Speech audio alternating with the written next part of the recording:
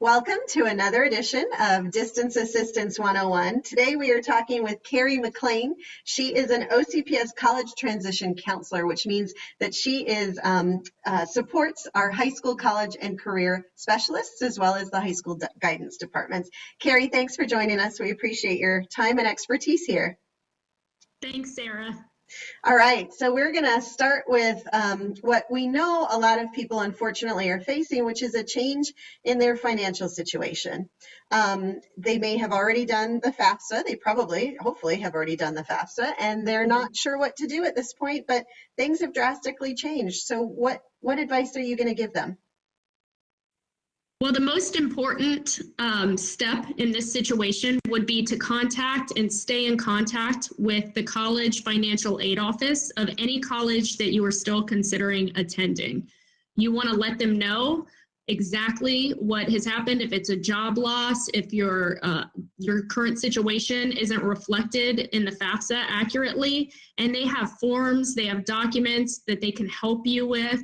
They can help you complete those in order to make a better determination of where you stand now. And they are allowed to use their own professional judgment to determine what kind of assistance you might need. And you, in many cases, will qualify for additional financial aid, and they will be able to communicate that with you. Okay, that's really good news. Awesome. So let's go real quick into something that I think a lot of people may still have questions about, and that's high school transcripts. How do you get those to the colleges at this point since our schools aren't open? Absolutely. So every school, it looks slightly different, but similar. So the first step would be definitely to contact your school counselor through email or through phone call if they have a Google Voice account set up. I know a lot of counselors have office hours and they're speaking directly with their students. So they would be able to direct you to the exact process so that your transcript can be sent to your college electronically, or if need be, even mailed to you or mailed to the college if necessary. Okay, good. And what do we do now, or what do students do now that the College Board has canceled the June SAT? There are some people that were really kind of hoping to pin a higher score on that June test date. I know. That's unfortunate for seniors who are trying to raise their score for Bright Futures. There is going to be a determination specifically on Bright Futures coming up. We're hoping early May that will take place, and college and career specialists, if there is a different determination made for that, will be communicating with all their seniors. You can also always check the Bright Futures website, which is floridastudentfinancialaid.org. That is always a good place to go with up-to-the-minute details. But yes, the June test has been canceled. There is still, as of now, a June ACT that is available to students. And then for our non-seniors, the College Board is going to be offering a test every month till the end of the year to try and make up for those canceled ones. Okay, that's good news for juniors. Awesome. Okay. So big question, and I know you may not know the exact answer to this yet, but do you know if colleges are going to be open in the fall, or if seniors heading into college freshmen next year are going to end up taking classes online? What are you hearing right now? Oh, it's changing every single day. There seems to be new information. And so the best thing to do there is to stay on your college websites and keep up to date, keep in communication with those colleges. The determinations for fall, I have not seen any made at this point. We're hearing maybe in the middle of July, those decisions are going to start being made, but possibly sooner. So you'll want to keep checking the websites for your universities and stay in contact with those admissions offices. Okay. What kinds of things do kids need to keep in mind as they are thinking about what's going to happen in the fall and what decisions they're going to have to make? Because colleges are making their own decisions, and then even the students are going to have to make some decisions at that point too. Yes, some things could look extremely different in the fall. So students are going to have to determine what they're really comfortable with. If they're comfortable moving away, what makes the most sense for their family. So those are conversations they need to have with their family. They want to explore their options if they're considering maybe deferring acceptance. You would need to definitely communicate with the admissions office, see what those processes would look like, and if your same opportunities would be available if you waited until later on. So those are school specific. So you would want to communicate with your school admissions offices, and communication is going to be the key. We're all in the same situation with being a little unsure, not knowing what to expect. So definitely you would be able to reach out, and they would understand your concerns and be able to communicate and show you the best channel for you.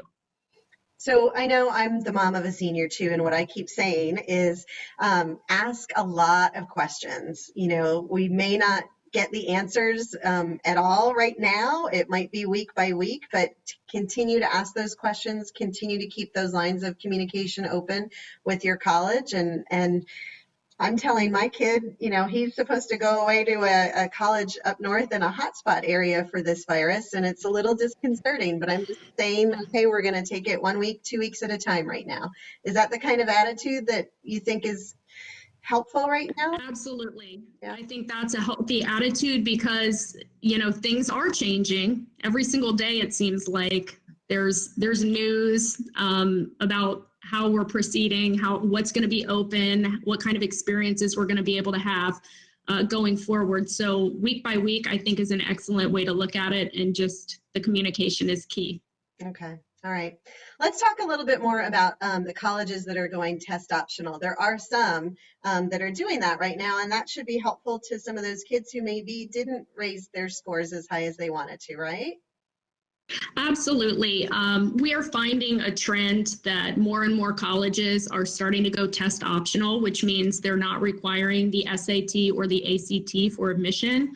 There is a list of those tests of those universities, on fairtest.org. That's FAIR test.org. Okay. And you can take a look at which schools have decided to go test optional. And it seems like more and more are added to that list each year. Okay, great. And we will put that link in the comment section of the post when we post this on our Facebook and Twitter account as well.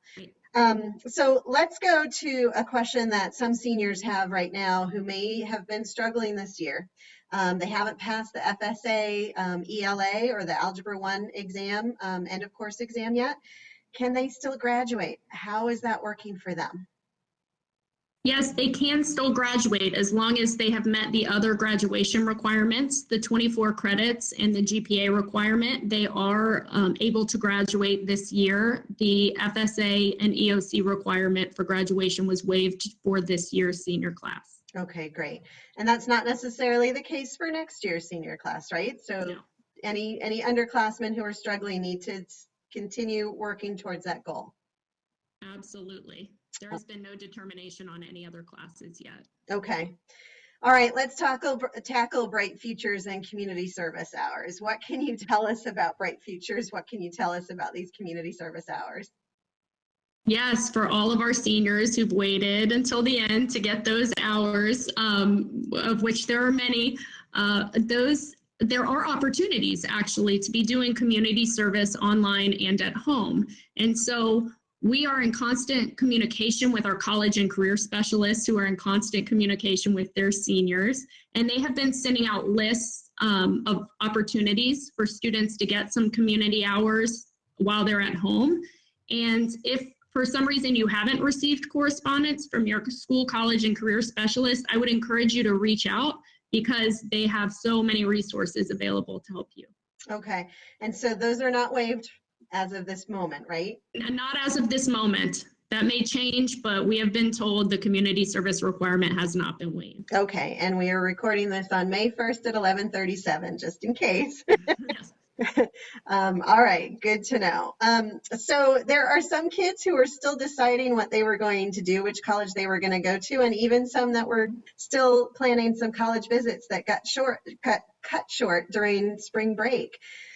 Mm-hmm. What do they do? How can they, make a decision, something so big without going to visit? Yeah, that's a hard thing that our seniors are having to face right now. I would encourage virtual tours. There are virtual tours if you have a few colleges and universities specifically. Those universities have virtual tours on their websites, and you can explore that way. And there's also a national virtual tour college fair next week. It's May 4th, and I expect for more and more of those to start popping up so that students can actually take a look at the campuses. Okay, great. And some of those are even going to include chats with the administration representatives and that sort of thing. So you can really get a lot of information there, right? Yes, and breakout sessions about what they're looking for, what kind of financial aid they offer, all sorts of things. All right, very good. We'll put some of those resources up here as we end. Carrie, what kinds of closing thoughts do you want to share with some of the seniors and their parents out there right now? Oh, hang in there. It has been, I know, a whirlwind here at the end of your senior year, but that's going to make you the most resilient class ever going forward. And communication. There's a lot of people out there to help you. I know you can't see us a lot of times. We're virtual, but keep on communicating, and people will communicate back and help you make the decision that's right for you. Okay, that's great. I'm going to add a little wisdom from my dad, who was a high school principal for his entire career as well. People who are having a hard time making a decision because of so many things going on right now, whatever decision you end up making, whatever college you choose, whatever career path you choose, it's the right one for you. Make your decision. It'll be the right one. All right. All right. Thanks, Carrie, for joining us. We appreciate it very much. And if you have any questions, you can go ahead and put those into the comment section of this post on our social media pages, and we'll be happy to try to answer them for you. All right. Take care. Stay safe, everyone. Thanks so much. Bye.